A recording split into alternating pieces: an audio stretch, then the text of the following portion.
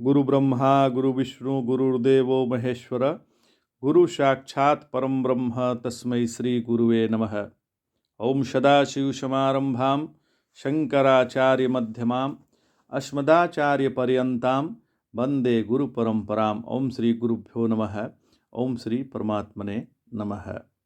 हम लोग गीता के 18वें अध्याय पर विचार कर रहे हैं। नारायण भगवान ने नरक के 3 दरवाजे बतलाए हैं। तो कौन कौन सा? तो त्रिविधम नरकस्येदं द्वारम नाशमात्मनः कामः क्रोधस्तथा लोभः अस्तस्मादेत्रयं त्यजेत।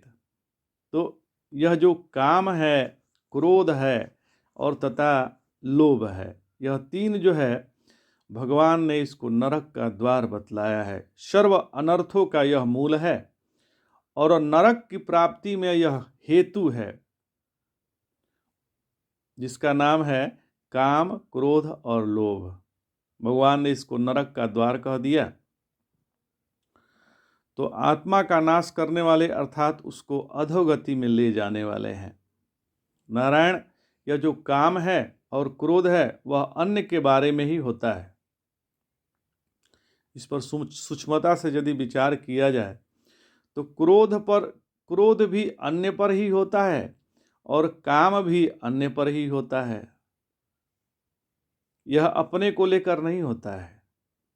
और दूसरी बात, हमारे मन में काम क्रोध तब होता है जब हमने अपने आप को अपूर्ण रूप से स्वीकार किया है।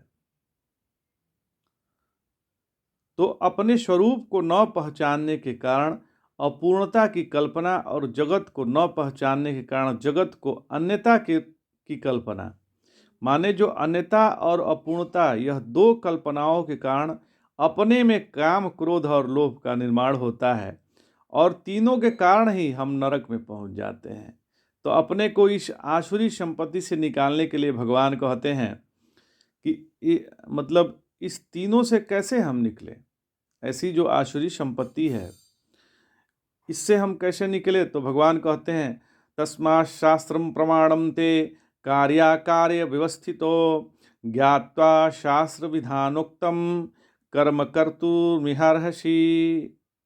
भगवान कह रहे हैं कि तेरे लिए कर्तव्य अकर्तव्य की व्यवस्था में शास्त्र ही प्रमाण है। ऐसा जानकर तू इस लोक में शास्त्र विधि से नियत कर्तव्य कर्म करने योग्य है।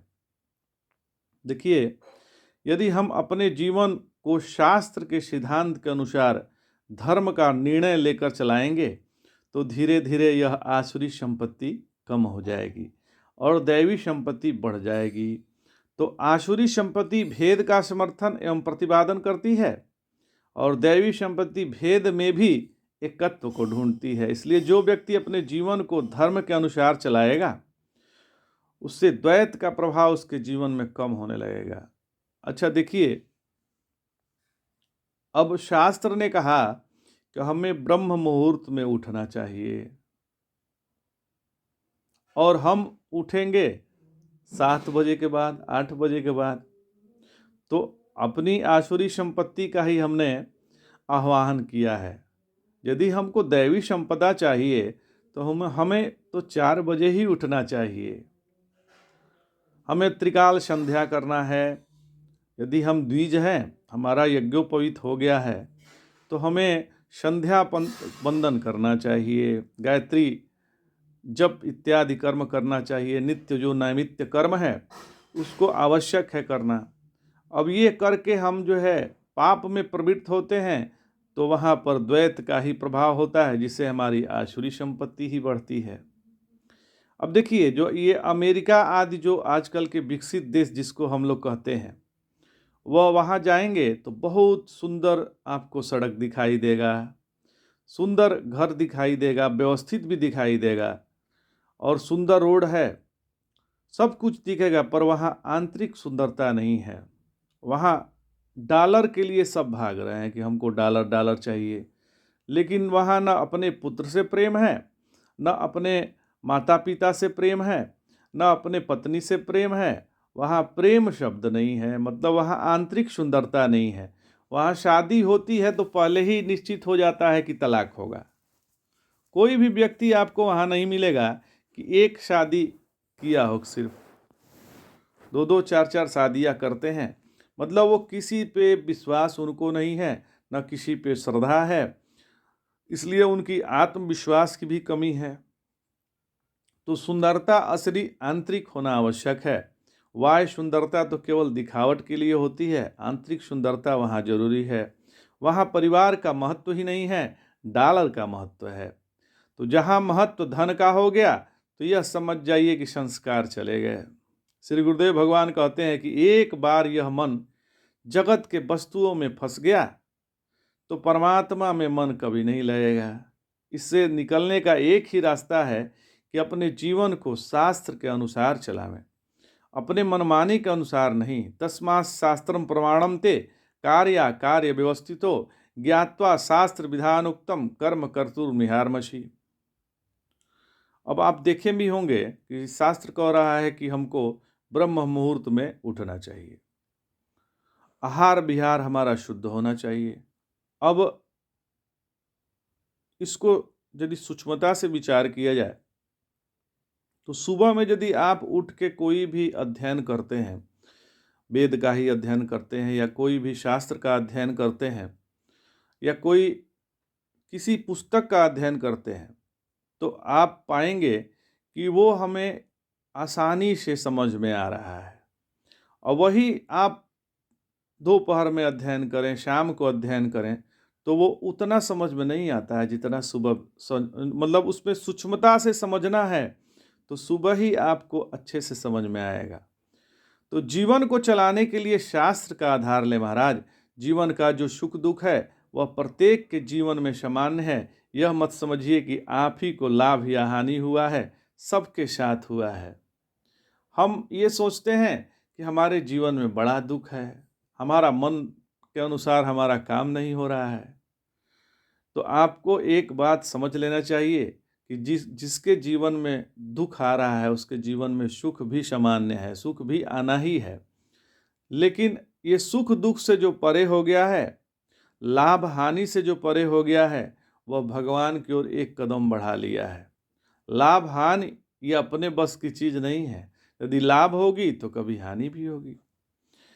तो अब इस भगवत गीता में 17वें अध्याय तक कर्म को लेकर के, कर्म करने वाले व्यक्तित्व को लेकर के और कर्म करने की प्रक्रिया को लेकर के, फिर कर्म करने के सिद्धांत को लेकर के, फिर कर्म करने के प्रयोजन को लेकर के और मनुष्य जन्म के परिपूर्णता को लेकर के जितनी बातें अभी तक भगवान ने बतलाई है, उस सभी संग्रह सार इस 18वें अध्याय में भगवान ने किया है महाराज।